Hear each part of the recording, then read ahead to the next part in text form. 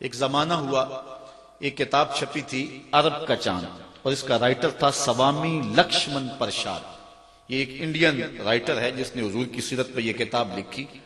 کتاب کیا ہے کہ سطروں میں چراغ رکھے ہوئے، 200-250 صفحات پہ مشتمل حضور کی سیرت پر اس نے یہ ایک نایاب نگینے کی صورت میں ایک کتاب پیش کی ہے۔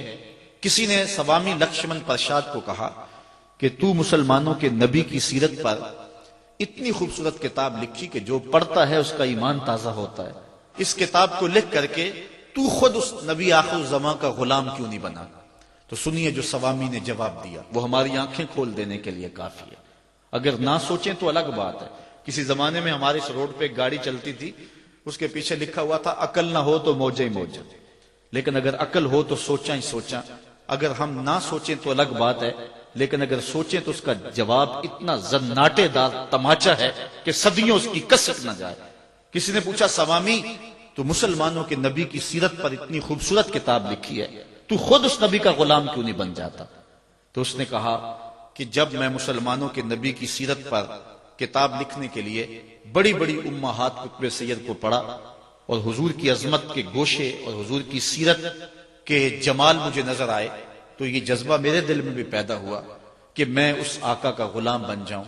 لیکن جب میں موجودہ مسلمانوں کے کردار کو دیکھتا ہوں تو میں کہتا ہوں میں ہندو ہی ٹھیک ہوں۔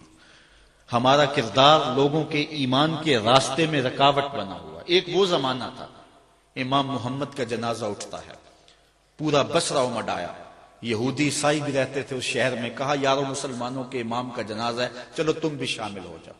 آخری رسومات میں شامل ہونے کے لیے وہ بھی آ جاتے ہیں۔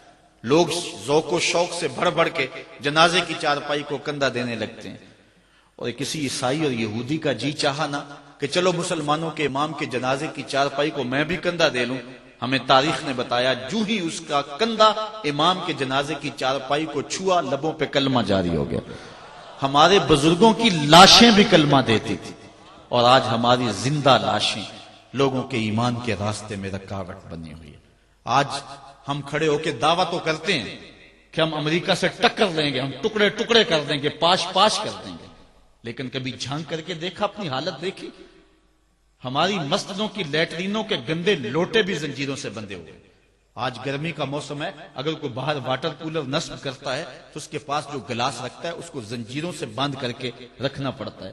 تمہاری مساجد کے اندر جوتے اٹھائے جاتے ہیں، یہ ہے تمہارے کردار کی جھلک، اور دعویٰ دیکھیے کہ ہم امریکہ کے ٹکڑے کر دیں گے۔ لفظوں سے امریکہ نہیں ٹوٹے گا، لفظوں سے جو ہے وہ ٹکڑے ٹکڑے نہیں ہو جائے گا، ہم نے عمل دکھانا پڑے گا۔ صرف ہم ان کی طرف نفرت سے تھوک دیں تو ان کی توپوں میں کیڑے نہیں پڑ جائیں گے، ہمیں اس کے مقابلے میں کچھ کرنا ہوگا۔ آج ہم کہتے ہیں کہ ہم ٹکڑے کر کے رکھ دیں گے، لیکن اپنے کردار کو دیکھا، اپنے آپ کو تو بدلنے کے لیے ہم تیار نہیں ہیں۔ اپنی حالت کبھی ہم نے دیکھی ہم کس جگہ پہ کھڑے؟